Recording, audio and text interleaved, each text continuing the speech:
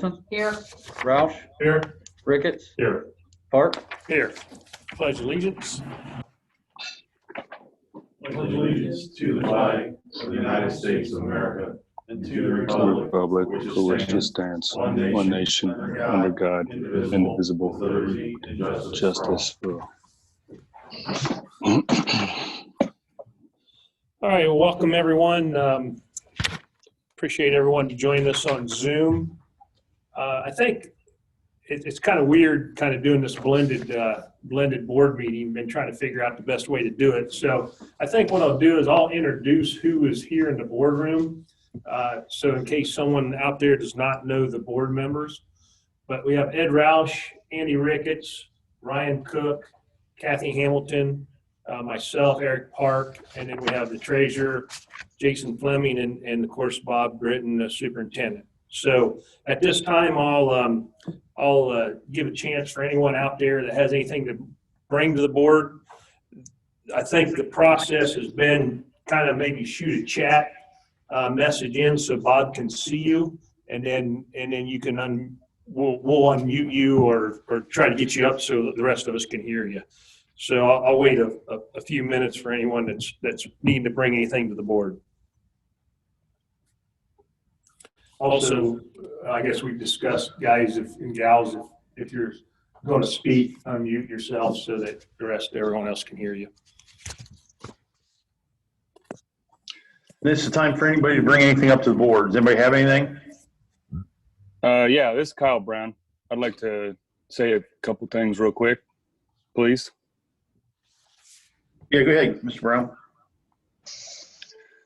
Yeah, I just wanted to, address, I'm probably a day late and a dollar short on this. It's about the whole school plan, and I just wanted to share some thoughts I had. I didn't realize, think about saying anything until like that Friday before the decision was made. But anyways, I'll still say my piece. I was hoping for the kids going back for as many days as possible. Whether that be 4 days or 5 or whatever. And I know there's probably some other guidelines in the background that need to be adhered to help with that going back to school, which I don't think I'm up to date on all that stuff. But and then the hybrid plan came out. The announcement was made a week ago. And I hadn't really put much thought into it until just like yesterday. We were driving back from a weekend trip, and I'm like, my wife works and I work. And with my daughter being home 3 days, having to be on class, what are we going to do? I hadn't really put much thought into it, and that's on my own fault, I guess. But I'm like, what's other people going to do? Single parent that's got to work. You can't stop working because you need it. You need the income, or like our situation. I think we're probably, and everybody's situation is different. I get it. I mean, support systems that's live close, or not everybody works, and like the parents not both work or whatever. But ours, she's probably borderline being able to stay home by herself now. I mean, it's still going to be kind of a trial period, but I understand it's temporary. I mean, what's the original plan? 9-week period or something. That's still the end of October, and I can't take off work, especially in October. And I don't expect my wife to take off work, so I guess I'm not sure. It really kind of hit home yesterday, and I'm like, well, this will be a challenge. And I guess, it's 3 days, and I think if it was even 1 day, I'd still prefer it, if it were just Fridays that we'd have to be home. But, and I don't know, and I'm not, I was just wondering, I guess, for many of the board members, was any of this taken into consideration? Because I am aware that not everybody on the board has kids in school, but was any of this kind of thought about? And I'm not trying to put anybody in the spot. I'm not, trying to be disrespectful or anything. I'm just curious. It's just an open question, I guess, and no one has to answer. I was just wondering if that kind of stuff was, you try to put yourself in that position. Say you are as a single parent that has to work. You can't quit working, or both parents work and you don't want to I guess I'm just curious, and I'm not, like I said, I'm not trying to put anybody in the spot or anything. And I get it's tough when people from the community don't really put a whole lot of input in either prior to, and I get that as well.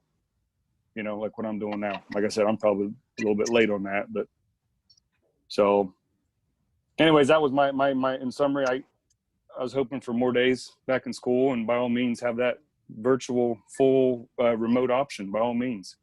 I mean, there's no use in forcing people to do it if they don't want to. I don't have a problem with that, but so that was my 2 cents. Appreciate the opportunity. Anybody want to comment? Carl, I appreciate you coming. I know we spoke on the phone. I think you know where I stand on things. We've had a lot of discussion. We had a couple meetings on this. There was a committee. I couldn't attend that. We had 3 board members there, I believe. Or no, I'm sorry, there were 2, and it would have made a committee or a board meeting if I'd have been there. But from what I gather, they chewed through a lot of this. My kids, we're in the same boat. My kids are older. Obviously, they can stay home. But if I had my druthers, the more I've read this stuff and paid attention to it, I mean, I've always said, and I've told my wife this, there's really 2 options in my mind. You're either all in or you're all online. I just don't like this kind of half committal stuff. But it's the plan that, if I understood it correctly, most of Marion County schools had. And whether or not it's right or wrong, we went with it. Maybe we'll catch a flyer here. We'll drop down out of red and be able to get back normal moving here in 9 weeks or whatever that period was. But I guess big thing for me is I'm glad to see you here. I think we need more of that. I know we've spoken. My door's always open on that. So appreciate the feedback.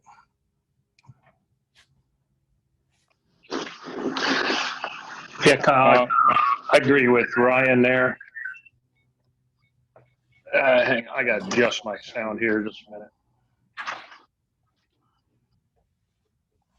I agree with Ryan there. I really appreciate you reaching out. You and I talked on the phone as well, and we certainly understand it's not the ideal situation, but since March, it doesn't seem like anything's been ideal. So we appreciate you working with us, and appreciate you coming to the board. And like you said, if the more community members, the better. And I think we put it in the hands of a couple board members and the teachers, and I think they made a good decision with everything that was weighing on them and everything that was involved. And it's easy to say now, but certainly if we'd have an outbreak here at the school, we could always say, boy, I wish we wouldn't have done that. And I hope we just don't get in that case. But thanks again.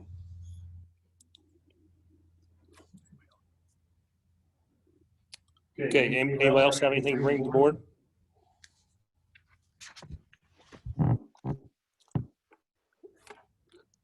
Okay, so we'll carry on here. Thanks for the comments, appreciate that. Again, appreciate everybody showing up on Zoom. We'll go to number 4, points of interest. Bob, I'll let you take over on that.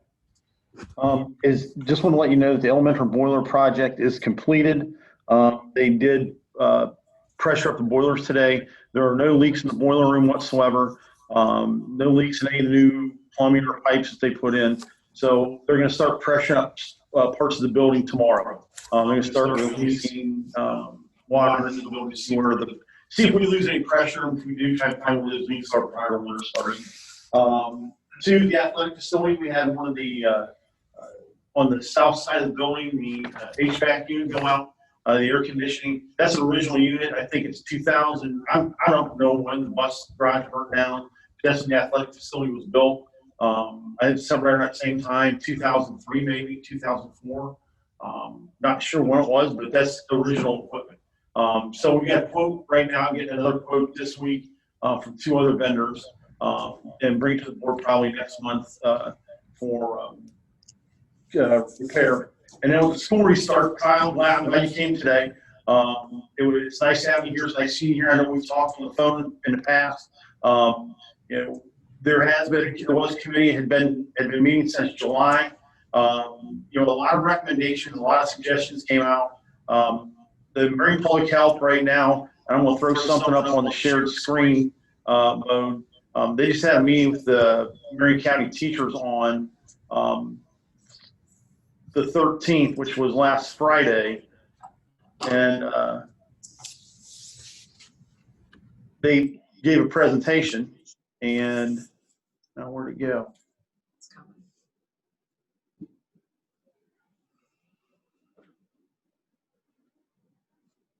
Where'd it go?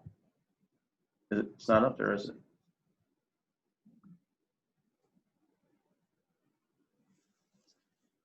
Should say need resources on this. Yeah. Resources. Yeah, I just see his screen.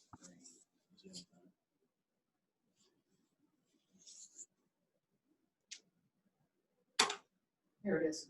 It's up now. All right. Yeah, sure. Just Marion Public, just like, you know, Marion Public Health, we consult with them. What is wrong with my computer tonight? And we consult with Marion Public Health quite a bit, us and the other superintendents in the county. You know, we had teachers, we had the pandemic group there. We met with the sheriff and the police chief. We met with the mayor and several different people within the community. Marion Public Health suggested to all of us that we should start a hybrid model. They didn't think that, you know, due to the mental health of the kids, we should go all online. But because of the high levels of community spread, they didn't feel like it was worth going to everybody all at the same time.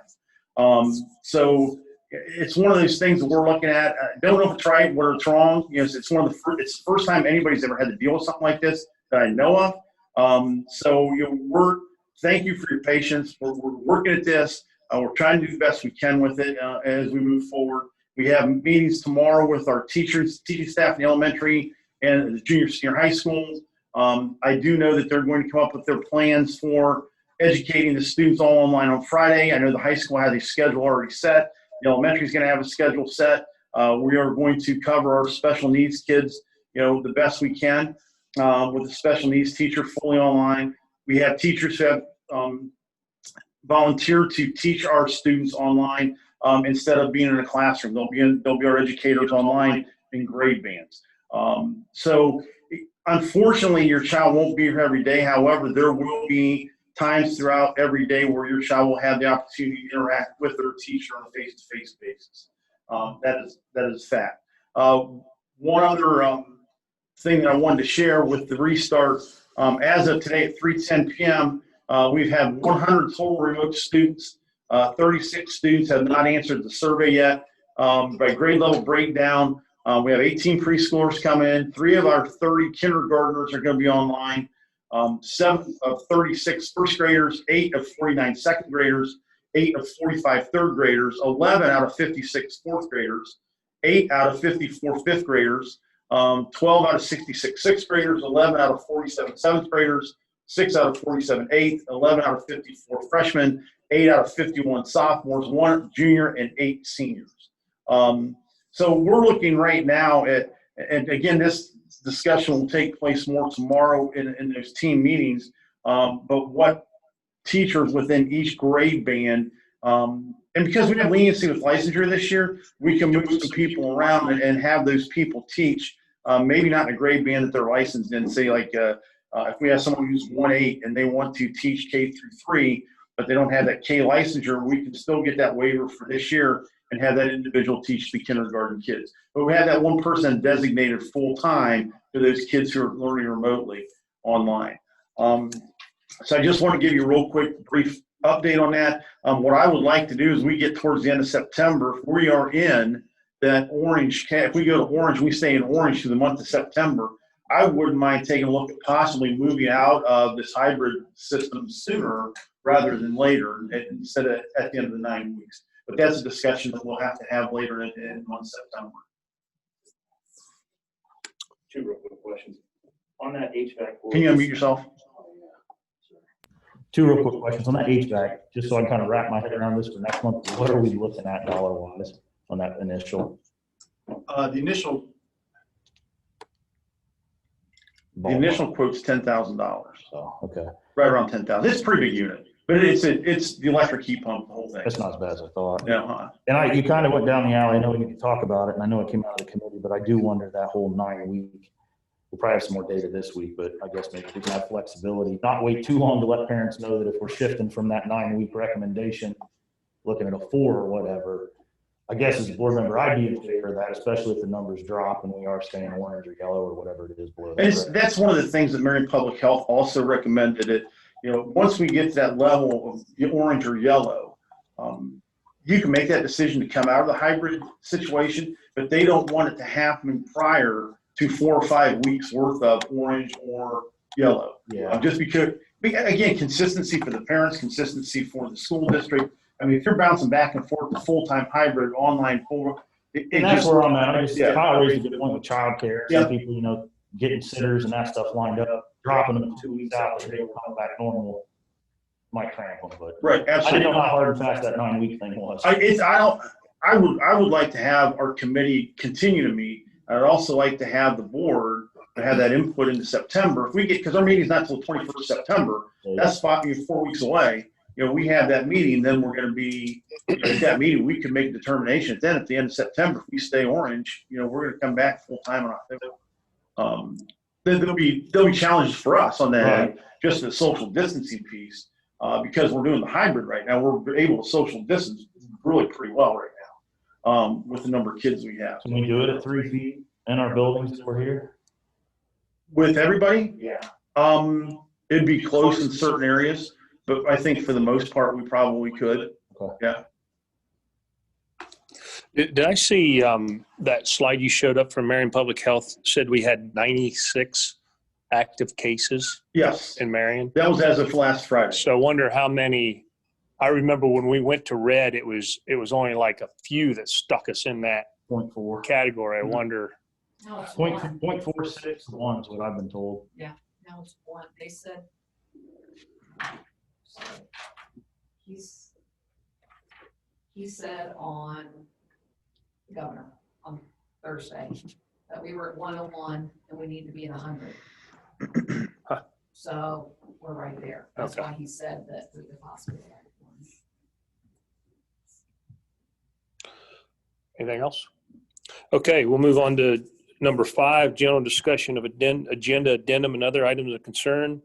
And items 6A through 6B, 7A through 7E, and 8A through 8F listed below are considered in the consent agenda and considered to be routine by the board and will be acted on in one motion unless somebody wants to pull that out separately. So with the consent agenda number 6, we have the recommend to approve the minutes from July 20th and August 3rd. And go through the treasury report. Jason, I'll let you comment on that. I don't have a lot to add today, other than I want to tell you what the increased appropriations are for, resources are for, and what the Fund 510 is all about. There's increases to the general fund appropriations to account for the CapEx we did for curriculum that was approved in recent meetings, and some laptop purchases to meet the 5-year cycle qualifications. We also added our allocation for the coronavirus relief fund, which is what item E is about. So as far as resources go, I have to account for that money coming in the door. So that's what the change was there. And this coronavirus relief fund, we've got nearly $40,000. It's something you have to use to supplement what you're doing. You can't replace costs with it. Right now, we're looking to move the Chromebook purchase in there. And we've got a few sneeze guards for the offices and whatnot, but that's what that is. So that's in addition to the $95,000 we got for CARES Act. I think. Now, 2 other things. The revenue is better than it was a year ago at this time, and expenses are more favorable than they were a year ago at this time. Net about $105,000. And Eric, I know you like that budget versus actual. I wanted to point out.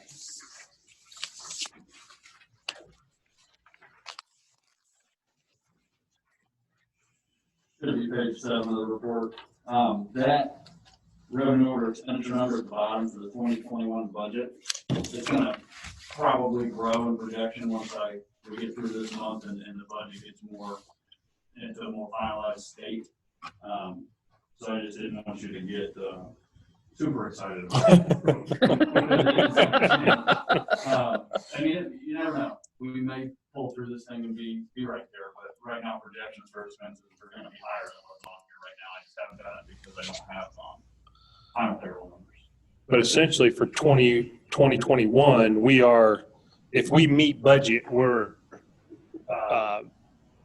would only be 50,000, 47,088 That's what I'm upside warning- down. That's what I'm warning you against. Yeah. This budget is Too early. final. Yeah, it's gonna be higher than that. Okay. The projection will be. Yeah. Now, if we, by some act of God, are able to rein it in and get here, I would love to. Yeah. I think that revenue number is pretty sound right now. I gotta be careful when I say that, because I don't know what's gonna happen at state level. You saw what happened last year. Yeah. We've lost at least 150 for this year. I'm hoping it stays there or gets better. I don't think it'll get better, but it could certainly get worse. And that alone, even without changing the expense budget, would flip the number as well. Okay. Would flip it and make it worse. So I just want to make sure Yep. you guys understand the budget's not finalized. At next month's meeting, it will be permanent, and it will obviously still change throughout the year, but it'll be more accurate representation. That's all I got. Unless you guys have questions. Have we done anything with CARES Act money? I mean, have we spent it on face shields or anything at this time? We've done masks. We've done masks, face shields, wipes, sanitizer, sanitizing stations in all the buildings, in all the classrooms, local or centralized stations. Face shields are no longer a viable option. So I'm thinking about shipping those back today because we just got them today. They just came in. So I'm thinking about shipping those back. Bought thermometers throughout the class or throughout the school buildings. Trying to figure out how we can carve out what we're buying extra for cleaning product and charge it back. But since we're under a monthly contract right now with Cintas, we get charged X amount of dollars every month. They just come in and fill everything up. So right now we're really not on the hook for anything extra with them because they continue. All they did was increase the size of our reservoirs in our janitorial closets. And they said won't be anything more than what you're currently paying because that's the contract you're under. There are a couple other things we'll talk about later in the meeting, that I would like to use some of that money for to help us to educate our special needs kids online, which I think is a pretty good move on our part to be able to do that for those children. Because it's one of the biggest concerns that we had from some parents of special needs students is they want their child educated every day. They want them in a classroom every day. But the issue we have with that would be if that kid comes to school every day right now, and we have to go fully remote, we still have to have that kid in school every day because that's what we feel is best for that child at this point in time. So you have, the governor telling you to close buildings and not allow kids in, but you still have to let those kids back in because that's what you've determined in their IEP is best for them. Mm-hmm. So. And we've earmarked some of this money for increased cleaning, labor costs associated with that. And we've developed a time sheet to track that stuff so that when out it comes, we can prove why we did what we did to try and give some relief in the general fund for that extra work that's going to be required. Right, in your best estimate, guesstimate, and I know you don't know that, how far is this CARES Act gonna go? Because we're taking a pretty good chunk out of it right off as we go. And I understand it's needed for where we're at. But we're hitting it pretty hard right now, but so we're gonna have to dig somewhere. The idea of the CARES Act money is to hit it right now. Well, I understand that. So I think we're going curious to run through it. The Coronavirus Relief Act has to be spent by the end of this coming December. So we've got to get that alive pretty quick. For the music on our stuff. We've got some flexibility. We don't know. The payroll costs might not be high. So I think the number was if we decide to do what's proposed on today's meeting, I think we're looking at $35,000 to $40,000 over. Somewhere in that ballpark, might be a little bit less than that. But I think to expect us to eat up $20,000 in payroll, I don't think that's going to happen. No, I think I see there. I think that the approach that's being taken unless something changes astronomically, and it causes us to have to really go out and buy some other things that we're anticipating a lot of people. Well, I hate to say that because we're not. You're gonna look at it sideways, but I think we're doing what's best for the district at this point. well, I'm not saying we're not doing the best. I'm just curious because, we got disinfectant buses. We're doing a lot of extra cleaning. If they do allow, come Tuesday, does allow sports every day, wipe the bleachers down. Even though they allow parents and stuff, we're going through a lot of extra stuff here. It doesn't sound like a lot, but one thing, this isn't for us. This is for education. So we won't be using that money for that. I know in our classrooms, we had tables for most classrooms for group learning. Did we have to do anything different with that, blended programs where, did we have to put desks in, or did we have enough tables to socially distance? I don't know. I can't answer that because I've not had anybody come to me and request desks instead of tables. Table dividers, depending upon what those teachers have asked for that we've purchased. But I haven't bought table dividers for every teacher because no one has requested those table dividers. In the high school, the tables we're using science classrooms because we're doing the hybrid learning. We'll be able to have one person at a table, and those tables are going to be 3 feet apart, and the person's going to be in the middle of the table, so they'll in essence be 6 feet apart from one another, all around the room. Our elementary school, I mean, if you're looking at only, what were those numbers, for example, if you take half of your second grade class, which would now be 41 kids, you divide that 41 kids into 2 sections, that's 20 kids. You divide that in half, now you only have 10 kids in a classroom. Very easily will you be able to social distance 10 kids in our classrooms with the current setups that we have. Yeah.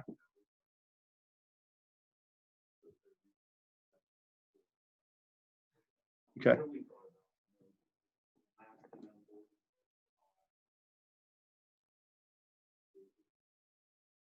A lot of teachers have fans, but one of the things probably is that resupply of fresh air in the building.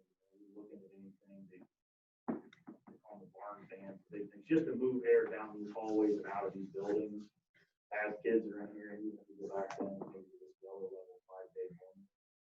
I would have to talk to John about what the building setup is to bring fresh air in here.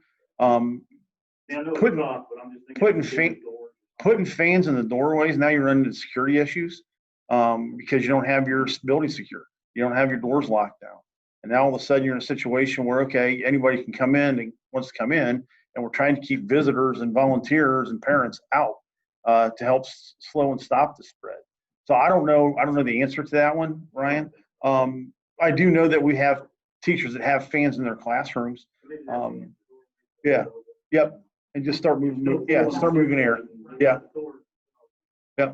And we have several of those big fans around the district that we can use for sure. Okay, Bob, why don't you move right on into the superintendent's report? Item A, our superintendent's report, we'd like to enter into a contract with the ESC to provide the Medicaid payment services that we do every year. It's our annual agreement with them. I'd like to recommend to assign Mr. Jason Sobis as a halftime curriculum and OIP facilitator, as well as halftime teacher. We discussed this at a previous meeting. Mr. Sobis has his principal's licensure. This is a way to get him some experience at an administrative level. And we'll also kind of grow our own as we move forward. I'd like to recommend to approve the bus routes for the 2020-2021 school year. I emailed those out to you today for your review. They're now up on the screen. We did have a bus driver. Well, I don't have the resignation in hand, but say that she was going to accept a job in another district where she lives. And thankfully, we have a bus driver already trained and ready to go that will be taking her spot, and that'll be a retroactive hire in next month's meeting. We had 3 donations that were given today, or that I received. I'd like for board approval. 2 are from the Meeker Alumni Association. One is the amount of $324.89 for the athletic department, and the other is $324.90 for the Ridgedale Junior Senior High School Library. And then we had an anonymous donation, the amount of $500 for teacher appreciation. They are recommending or requesting that I use that to help feed the teachers during this time that we're doing professional development. Okay, I'll take a motion for the consent agenda. Just move. Second. Any other discussion on those items? Roll call, please. Cook? Yes. Hamilton? Yes. Ralph? Yes. Rickett? Yes. Hart? Yes, motion carries. Number 9, resolution to approve the athletic director memorandum of understanding with the Ridgedale Teachers Association. Do I have a motion? So moved. Second. Second. Discussion on that? Roll call, please. Cook, Yes. Hamilton, Yes. Roush, Yes. Ricketts, Yes. Hart, Yes, motion carries. Number 10, resolution to employ Mrs. Sherry Leach to a one-year supplemental contract as a Ridgedale Junior Senior Athletic Director. Do I have a motion? So move. Second. Second. Discussion? Roll call, please. Cook, Yes. Hamilton, Yes. Roush, Yes. Ricketts, Yes. Hart, Yes. Number 11, a resolution to implement a reduction in force as advised by the Ohio Revised Code for a one full-time classroom aide position that will be reduced for financial reasons, and that will be Mallory Galloway. Do I have a motion? So move. Second. Any discussion? Of course, this isn't our number one desire, but for financial reasons, it feels like something that is needed. And we've tried several different ways to avoid this, but we have this.